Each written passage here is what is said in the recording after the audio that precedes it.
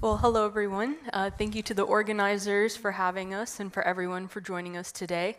My name is Abby Guy, and I'm a program associate at the Carter Center under our conflict resolution program. And we are representing the Syria and data and analysis team today. I'm joined by my colleague Hari Prasad, who's our research guru, and we're very excited to share our work on estimating unexploded ordnance contamination to support humanitarian and demining efforts in Syria. So, after over a decade of prolonged conflict in Syria, the country finally has the opportunity to rebuild. But the widespread use of explosive weapons, including missiles, rockets, landmines, artillery shells, improvised explosive devices, it's inevitable that a portion of these either failed to detonate or were abandoned during the war. And this continues to pose a real risk to the Syrian people. These explosive remnants of war, or ERWs, can cause loss of life or limb, disrupt economic development, and contribute to continued environmental degradation by contaminating soil or groundwater for years after the conflict has ended. Now, from around 2012 until 2025, there were just under 4,000 civilian deaths from unexploded ordnance, and currently over 14 million Syrians still face the threat of ERWs. And one of the first steps that demining actors typically take in addressing the scale of contamination involves on-the-ground assessments and surveys. But in active conflict zones, limited access and political and security constraints make these efforts almost nearly impossible. So given this, humanitarian mine action organizations typically turn to desk-based studies to strategize, plan, and prioritize future activities once the conditions on the ground are ripe for intervention. And this is where the Carter Center's work comes in to support demining actors and has been over the past few years. And so I'll turn it over to Hari to share our methodology and approach. Thanks, Abby. And thank you all for joining me on this very rainy day. So to understand our approach, we have to go back to the beginning of how our team was created during the beginning of the Syrian conflict.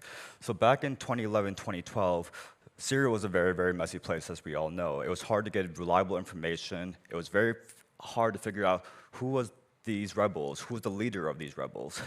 And because of our team works a lot in conflict resolution, we started using open source intelligence to try to figure this out.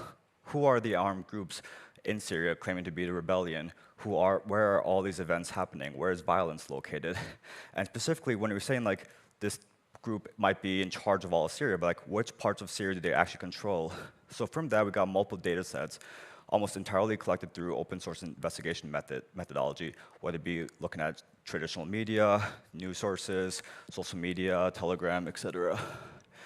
And this also would form the basis of what became our UXO methodology, because back in 2019, we realized we had hundreds of thousands of rows of data that we were sharing with humanitarians, policymakers, and using for our own informal analysis regarding conflict resolution.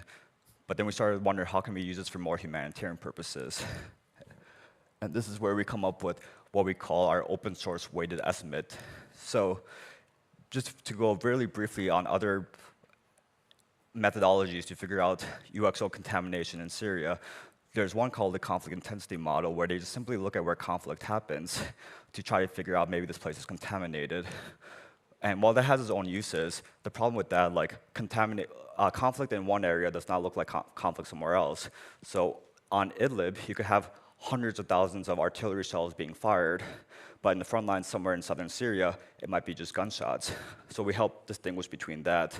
And then the other model is the UXO detonation model, where they wait for explosive remnant to explode, which very useful for if you need to respond to something right away, but actually understanding contamination as a whole is very difficult.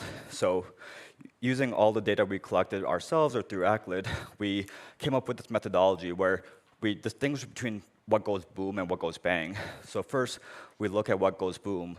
Is it like, and what type of boom is it? Is it dropped by the air? Is it a landmine? Is it an IED, et cetera? And second, we try to look at where it happened and distinguish between that, because a lot of news events might say this happens in this governorate, which is a very, very big area, not very useful. We try to get it down to the city or village level.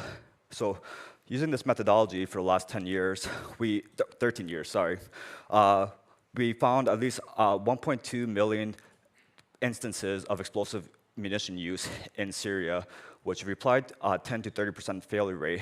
That means there are between 120,000 to 360,000 unexploded ordnances in Syria.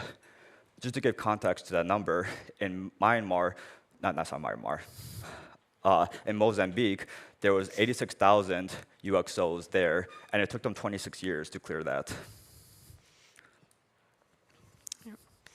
Well, transitioning to how our work translates into impact, our project's potential is really wide-ranging, and it's already supporting demining efforts directly on the ground.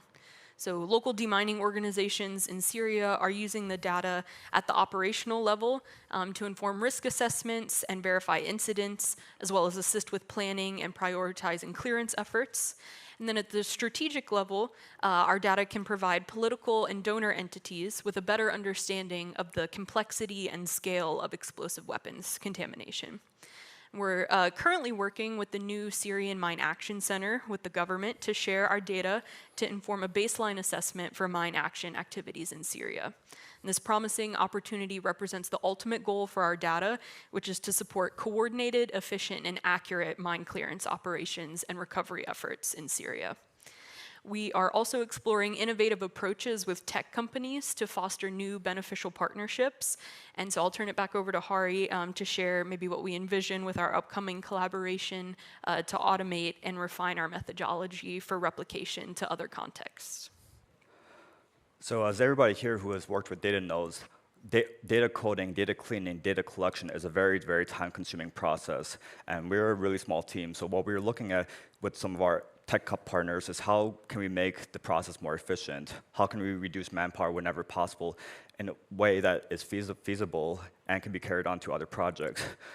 So that's the one area that we're exploring. But other things is like, how do we apply our methodology to other use cases? So within our own team, we have done limited studies on contamination in Gaza, contamination in Lebanon, and I'm showing like a limited case study that we did on Sudan.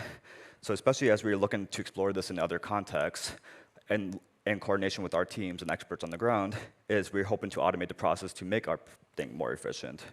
Next slide. And we're also looking at different tools of how we can better improve our estimates, such as using satellite imagery to locate minefields, or how to see where contamination has been cleared up, or which other areas to prioritize. And one thing, like, if I could leave you with it, because along with these methodologies, it's not simply just for humanitarian purposes. When you clear unexploded ordnances, it plays such a big role in helping reconstruction, helping people return to lives, promoting people's safety. And as we've seen in a lot of contexts, that demining has actually brought communities together, especially after years and years of war. So we really believe in this effort. And I know we had to go pretty quickly, but happy to answer any questions in the coffee break. Thank you.